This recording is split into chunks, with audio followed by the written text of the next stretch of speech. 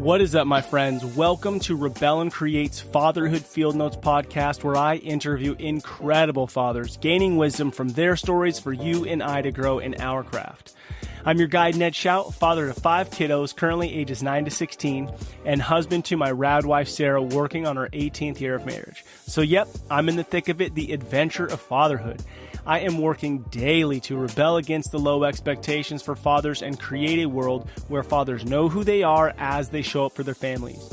You and I have the greatest opportunity to impact our world through the way we embrace our fatherhood role. I believe the role of the father is to serve, guide, provide, protect, and, of course, have fun in the messiness of it all. Today's guest is Rene Zamora. I just finished re-listening to our conversation. I wrote down several things that are game changers. Rene shares wisdom from raising his 2 boys who are now adults. One area that will be incredibly helpful is in dealing with my kids when they make mistakes. Talking with Rene, it helps me really understand how to pause and ask myself, why and how am I showing up to my kid's mistake? Am I bringing my own stuff into this? The other vibe that I so appreciated from Rene is just his humility. I truly strive to live in that place. Enjoy meeting my friend Rene. Before we get started, I want to share something so exciting with you. I am launching a children's book to connect fathers to their sons, and you get to be a part of it. I am running a crowdfunding opportunity through Kickstarter from May 20th through June 21st, 2022. You can go to Facebook, Instagram, or my website, rebelandcreate.com, to learn more and help make this book possible. All right, welcome to another episode of Fatherhood Field Notes. I am so excited to be talking fatherhood with my friend Rene Zamora. Rene, welcome to the podcast. Man, it's great to be here. It's good to be talking about other things besides business tonight. Yeah, that's right. We've connected the past year on some business items, but of course, 2 passionate dads conversation around around a meal got into fatherhood. And so we said, hey, we got to put this, push record on this one day. So here we are talking fatherhood. So I'm going to ask a few questions just to kind of help people know who I'm talking to here. How old do you find yourself today? I am 62, closing in on 3. Nice. Okay. 62. And how many years have you been married? 37, almost 38. Oh my gosh. That is, man, I tell you, that is like one of the greatest gifts that you could give the world. That's a long time, man. I'm 38 years old. So to be able to say I've been married for that long is really incredible. So thank you for that.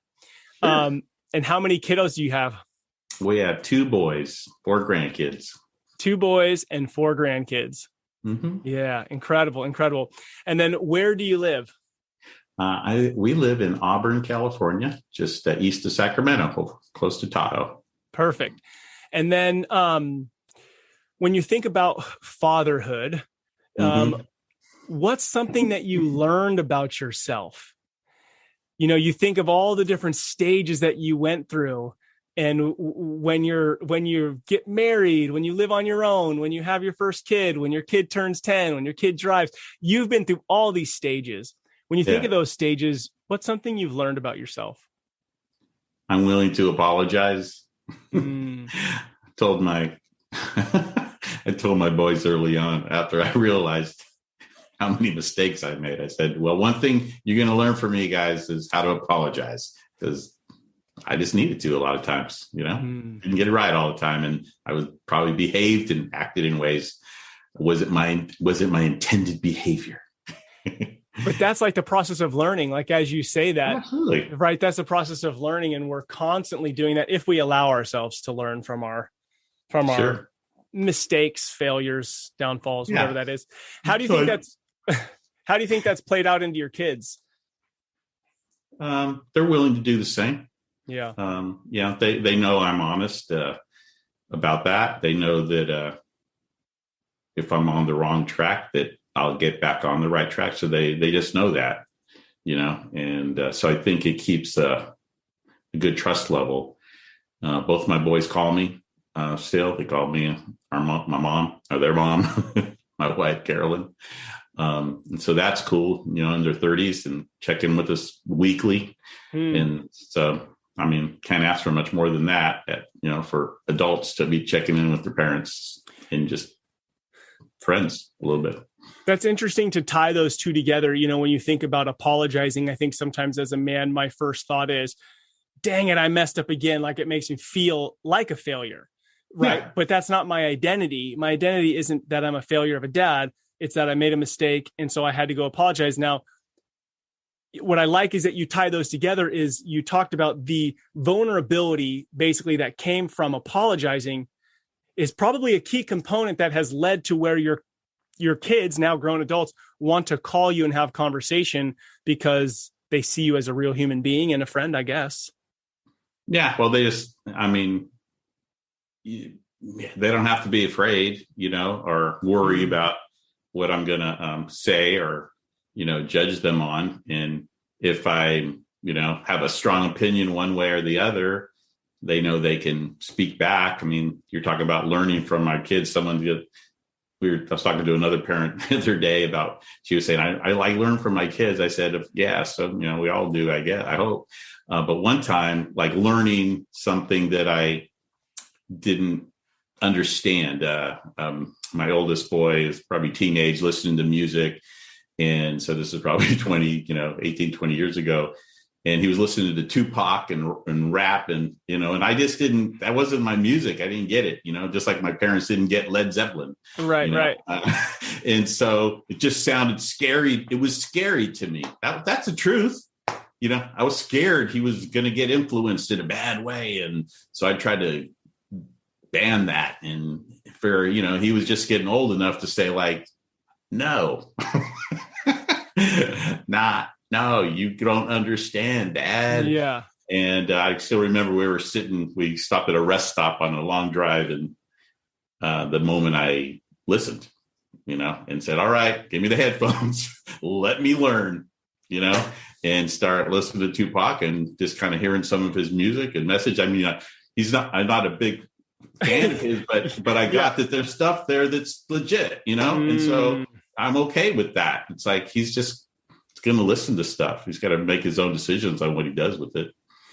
Interesting. I love how you said you paused and you stopped. You're obviously on some kind of road trip or something, and you stopped to listen. So instead of just hammering down as the dad, like, no, this isn't what our family's about, which at some point you probably need to do that on some things, but on this, you paused and you listened, and you were able to go, okay, I see that, I hear this, and this, right? Which yes, but I do want to get the audience to understand that I didn't just get there like in 5 minutes, It might have been a couple of weeks, but finally he's also, he was a good boy and he's a good man. And so he was saying, I was proud when I got by it, I was proud that he was speaking his truth and his passion, but it was actually also a beginning stage for me to start seeing him more as a soon-to-be man, Yeah. There. Changing to have that conversation with them, that parenting shift from a little kid to having a conversation with him. Yeah. Interesting. Yeah. When you think about fatherhood, what would you describe the role of the father as? Well, first thing that comes to mind is leader, owning it. So of the family, I mean, people just, it's part of my business too, being a leader. But if you're ever in a room and in a group of people and everyone, they all got pulled together and there's ideas going around, but like no one's giving any direction, it's uncomfortable. Mm-hmm. There's no one saying, hey, why don't we do this? When no one steps up and does that, you're just kind of left. And so I feel like in a family, God kind of made us be the leader. So lead. And it doesn't mean bossy. It just means that like when everyone turns and looks at you, it's time to lead. Man, Rene, that is probably the best example that I've ever heard of what it means to be leader. So you started by saying, I'm a lead. You said the role as a leader, and it's to own that. Okay, so when you're in that room, let's say you're home and everybody's kind of like stumbling through life because nobody's taking charge, because maybe you as a man saw a leader as a bossy, douchey jerk. And so that's what you think of when you think of leader. You think of like hammer, I'm the patriarch. Whereas it's not necessary. Leading isn't having all the answers. Leading isn't making all the decisions. Leading is the one stepping up saying, hey, let's go this way. And then, and get people's opinions and have conversation. But that there's somebody that you look to that's going to take charge.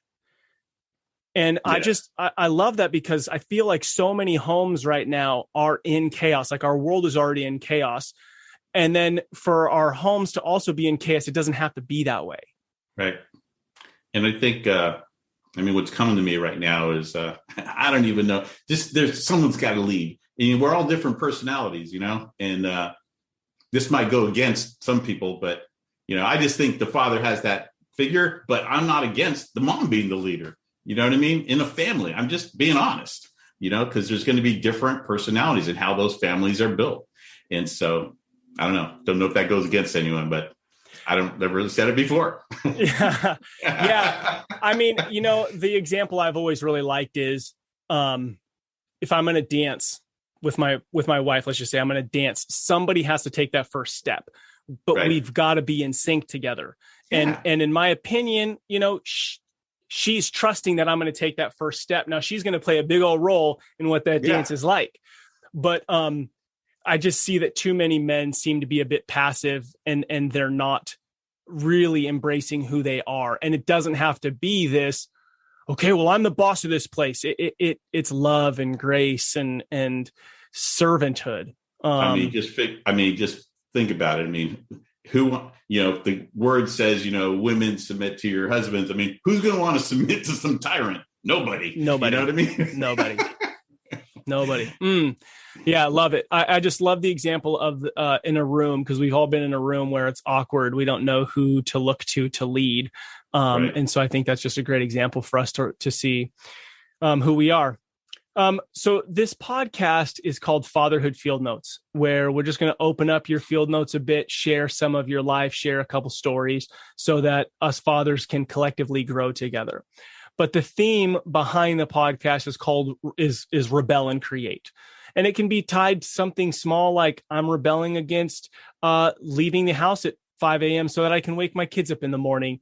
To I'm rebelling against, what masculinity looks like and what I saw as a kid and what I think fatherhood and manhood should be like. So when you think of those two words, rebel and create, what's something you're rebelling against, and what do you hope to create out of that rebellion? I think I rebelled. I was very, I was brought up going to church, but I committed my life to the Lord when I was around 24, 25. And so that's where my real journey started. And I dived in with everything. And so I just kind of got real legalistic, and so on how everything's supposed to be. And I remember one of the freeing moments was I'll get to the rebel thing here in a sec. The freeing moments was in a parking lot at church when I was yelling at the boys. And it was like, I just yelled at the boys in the church parking lot. And it's okay. I'm okay. It kind of exposed the fact that I was being different. I was putting on a little bit of a show because at home sparks fly. Yeah. And so that was, so I think my rebellion is against, made up conformity, or made up ways that we think we need to be. And I'm not a rebel to try to be anti. It's just be authentic and allow people to accept me or not accept me.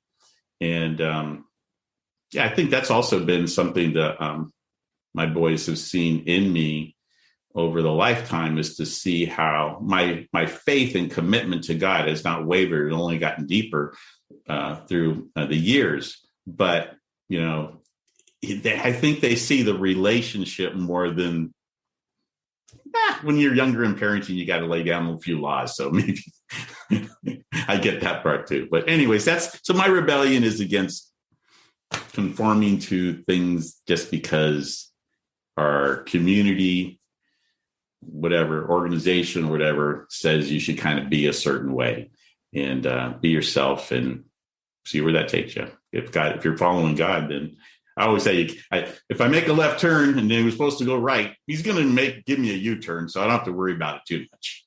Yes. Rene, you know what?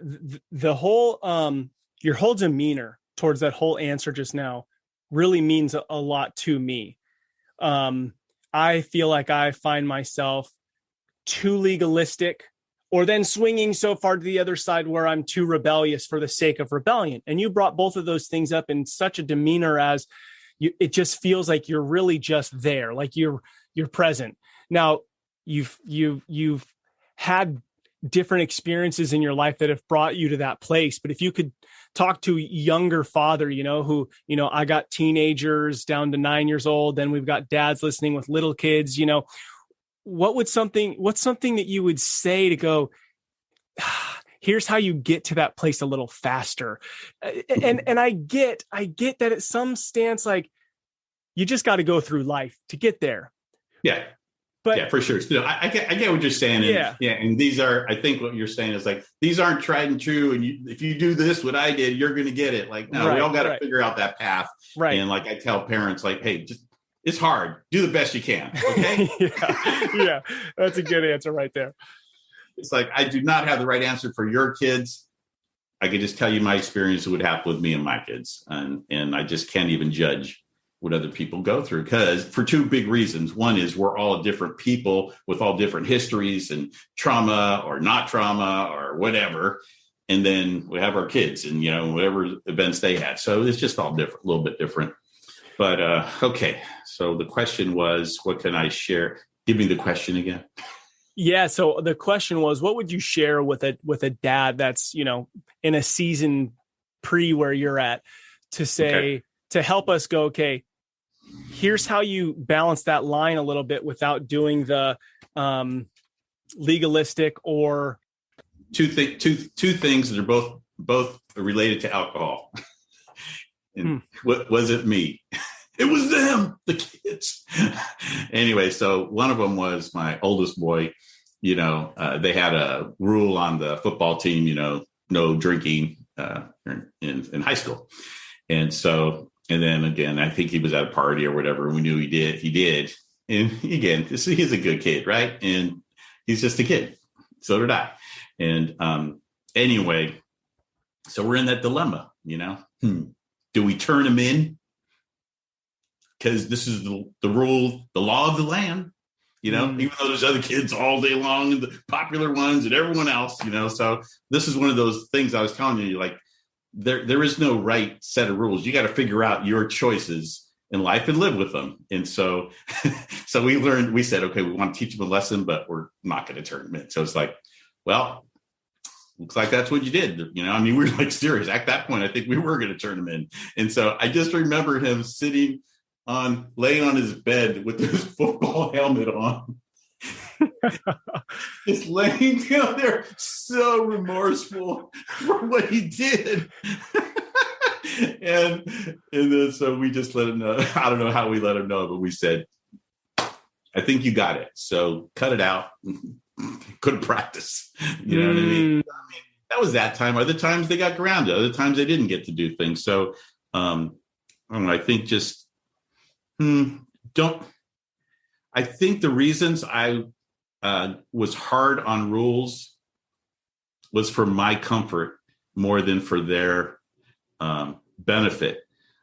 Not just on my comfort, but also I hadn't addressed my own fears. I can remember saying, like, if I approve something, if I let them do something, if I don't make it wrong or punish it, then I'm condoning it. And that's not the case. So I think you have to no, I'm not condoning behavior. I don't want them. If they messed up, then I have a choice of how I want to deal with it. But how I want to deal with it doesn't mean I condone it. It just means that I'm making a choice based on the dad, on actually the dad and mom, which is really big. Anytime we do any type of, whatever correction, then Carolyn and I were always good. We would leave the room. All right, huddle. We'd go to the bedroom, close the door, decide what we were going to do. And this was the big thing. We always had we made this commitment, like, we're not going to make any punishment that we can't back up. So we would say, like, we think we should do this. She's going to be grounded for the weekend. Okay, but we got to go to a party and we got to do something else. How are we going to back it up? Right. We're not. Okay, then don't do that. So it's really important. Otherwise, that's just all messed up. And so the guys knew whenever, whatever we said, it was going to be there, because they couldn't split us. And we made smart choices on, not setting ourselves up. So that was one with my other, but that older son, the alcohol. With the other one is I have a younger son who's battled addiction since 15 years old, still does. And I think that's a total journey. I really love to speak to any fathers and mothers out there that are just have children with, with chemical dependency, alcohol. It's go learn. I would say we had to go learn what it was. Now, my dad died young from alcoholism. My brother, grateful that, he found recovery in his mid-20s and has been sober for the rest of his life. A great dad there. And then I have my son who's still dealing with it. And so I have a good perspective on it. But, we went to those meetings, whatever groups they had, parent groups, to learn what's going on. Why don't they stop? Why doesn't he just stop drinking? And I think the most powerful thing that my brother told me once, the one that's recovered, was, Rene, there was a point where before I stopped, some people would just say, well, just stop drinking. He's like, it didn't make sense to him. It would be like saying, like, just stop eating. Right. It just is, it's stronger than I understand, because I can have a beer, glass of wine, and have one or two. Matter of fact, that's about all I can have. And so you just have to, it just gave me more empathy, but still I had to deal with the behavior that came around with it, and the consequences, and the problems at school, and legal problems. And it just challenged us more than we ever felt like we could be challenged in our life. And it went on into his 20s and still today. And so there's just things, but I think over that whole time, Carolyn and I have stayed true to just loving Andrew. Yeah. Yeah. He deals with more than I got to deal with. His life is harder than my life relating to him. Sure, it's not easy for me sometimes, but his is way harder. And so Carolyn's great about reminding me about that. It's like, just he needs us there for him at times. Sometimes he's just away and there's not much we could do. Other times he's there. So talk to me about entering in that. Sometimes he's here, sometimes he's away, but you keep loving him. You remind yourself that his life is difficult because of his addiction. And so how do you stay in that tension of, like, I'm going to be here and continue loving you, versus I'm just going to almost like pretend like I can't, I don't, you're not around, so that it's not so hard? Because, like, we have some family that has some serious addiction, and they'll be gone or homeless or this, that, or the other for long periods of time. And it's like, I don't know at what point you disconnect, but it's different when you're a parent. So what are some thoughts you have to maybe give some dads some encouragement who may just be in that place? Well, I think we have to all know what our own boundaries are, and you can't just find peace in it just because you listen to this podcast. It'll be a journey for you. So I think the first thing is just being committed that that's what you want. Probably a pastor during my time, Pastor Paul up in Washington, told me, Rene, don't lose your relationship. Whatever you do, never lose the relationship with your kids, because you want them to come to you when they're ready to come to you, versus trying to push your way, imprint our teaching and all our wisdom on them now so they get it. and forget the relationship because this teaching is most important. You just try to find the balance, but don't lose the relationship. And it was kind of like that thing when I talked about listening to Reed's music. I was losing the relationship because he was trying to relate to me and I wasn't having it. And so I needed to. So let me ask, so how do you relate? Okay, because I was going to ask this question, and then you use this word. The pastor told you to maintain the relationship. So if on most levels, or maybe on deep core moral values for you, there's a conflict, how do you maintain a relationship with somebody? How do you relate to them? Yeah. So it's really about dealing with stuff in here. Okay. So let me give you a core value for me, being honest, tell the truth. Mm-hmm, okay. Mm-hmm. Big with me, right? Also, because it's big with me, whenever that didn't happen, the guys lied, they covered up, whatever. I took it. That made me mad. Yeah. Yeah. I said, they don't respect me. I would say stuff like that. And so then my relationship would get out because I was the trigger in me that did not value this untruth, lying. It made me mad. Well, that doesn't help. I could say telling the truth is a good value, but I don't have to get wigged out about it if someone else doesn't. See, that's my stuff. I was going to say that's my crap. You know what I mean? Because I could still say, like, you should tell the truth. If you keep telling the truth, it's easier for me to communicate with you. If you lie every other time, I don't know what the heck you're talking about. So it's really hard for me to relate to you, dude. And it ain't going to help you later on in life. Just saying. Man. See, I bring it back again, Rene, to your demeanor right now. It is purely authentic. Like, I want to show up like that. And I know many of us do, like, hey man, I'll get pissed if my son lies to me. Or, like last night, my daughter kicked my other daughter and I saw the whole thing and I know, and they're like, nah, that's not why I kicked her. I'm like, bro, yes, I just saw you. And then because that's a core value of mine, I'm offended. Then I just brought all my shit into it. So then I made it a bit about me versus being like, I'm the dad. And hey, it's hard for me when I see you do that to trust you with that. And like, just like zero attachment to the outcome in a sense, like that's love, right? I mean, that feels that's like love. And I did the authenticity of where you're seeing me right now is 62 years, 35 years parenting in. So hang in there. Yeah. Working it. So what we all could have though, from when you have a newborn to when you have a children with kids, is you could have the commitment to want to own what's yours and deal and keep finding the separation between what am I putting on them because it bothers me. I was telling a manager yesterday, I said, in business, we have to decide when things are not right and we don't like them, is it because we prefer it a different way? Or is it because that behavior or action is actually bad for the business, or the customers? Sometimes it's fine for the business and customers. I just don't like the papers that way. I wish you would organize them better. That irritates me. It's like, too bad. Get over it, Rene. I mean, yes, you're speaking this is so good. This commitment to own what's yours.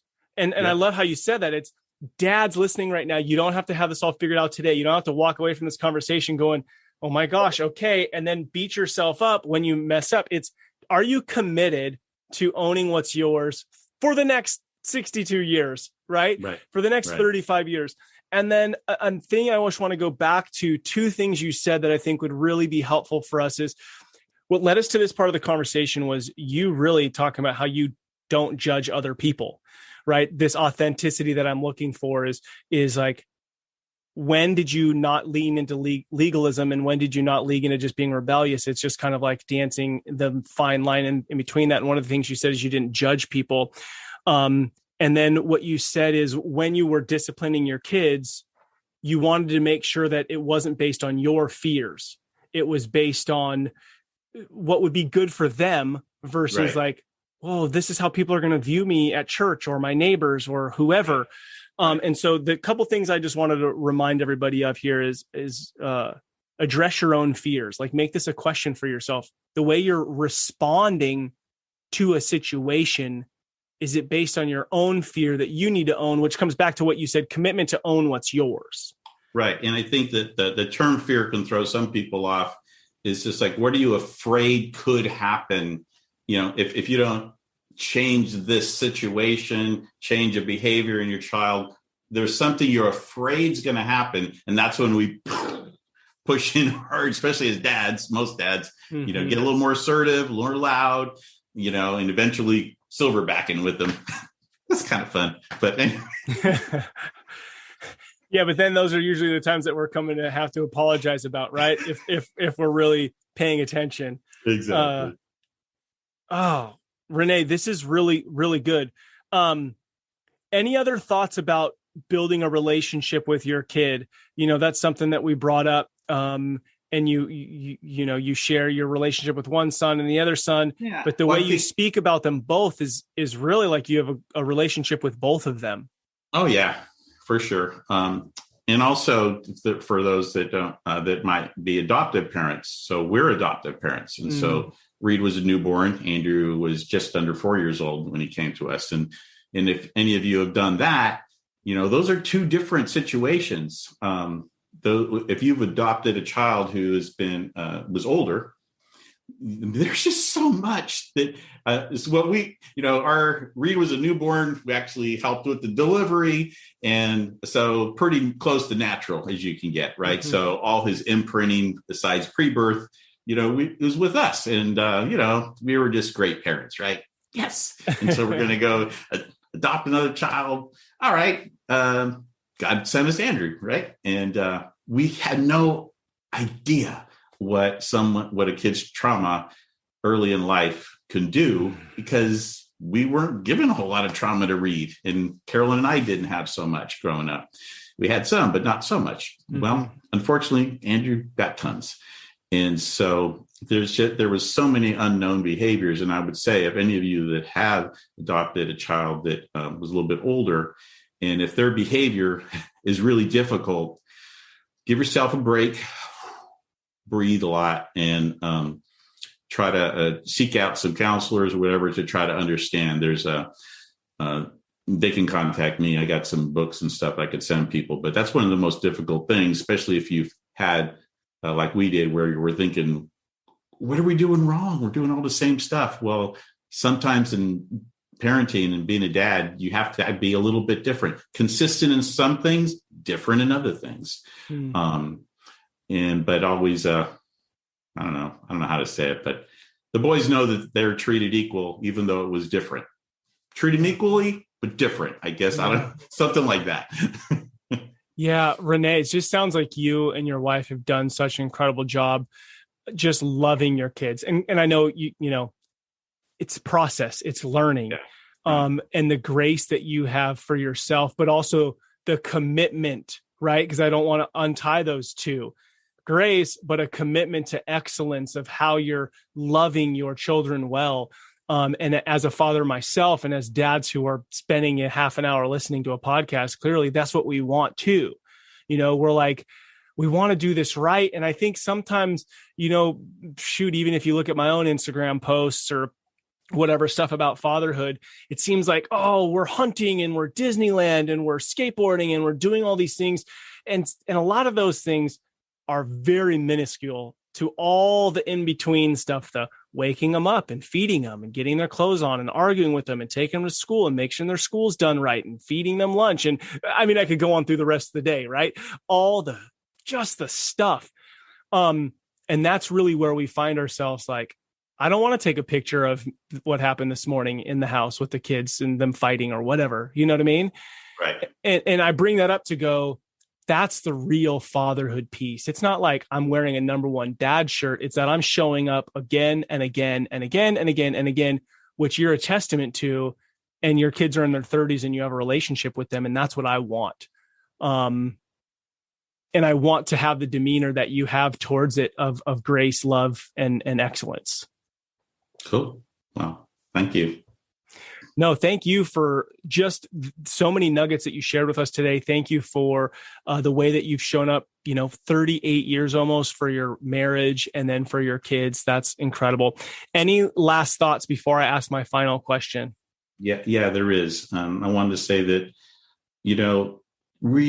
really trusting God with your kids. And so again, Andrew, he's been homeless in San Francisco, where we know he's at, times where we don't know he's at, times where he's, out of touch for 6 months.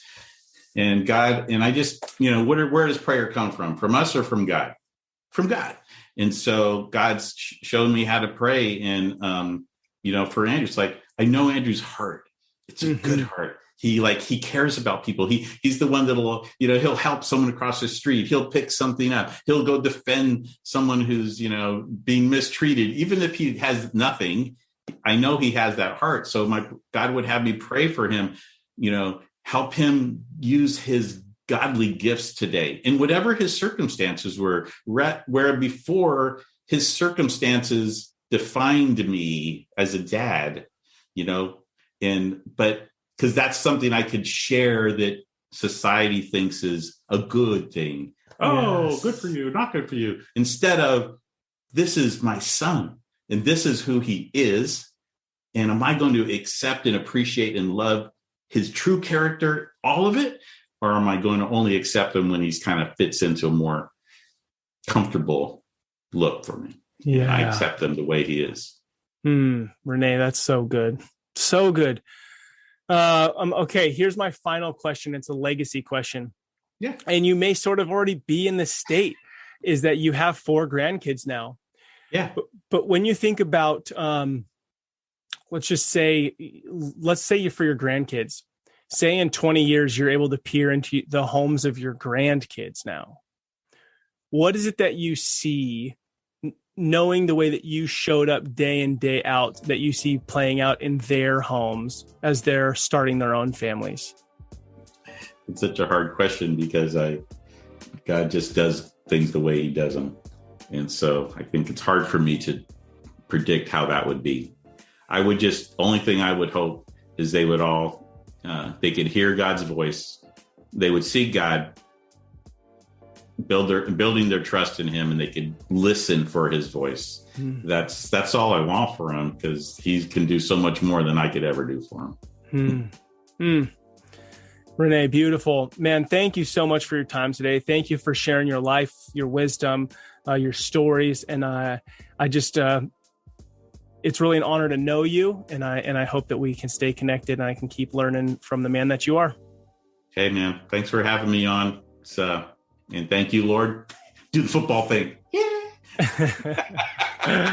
Love it, man. Until next time. All right. Take care. Wow, what an incredible conversation. I learned so much from Rene. It's amazing the opportunity that we have to learn from those who have walked before us. Rene has raised 2 boys. They're now out of the house, and he is still their dad. He shared his wisdom with us, and many of us listening are still living with children in our home. And what an opportunity we had to gain from a dude who has done this already, and we can learn from him. Hey, I want to remind you, let's change the world by inspiring fathers to engage in their role as dads. We can do this simply through a kid's book.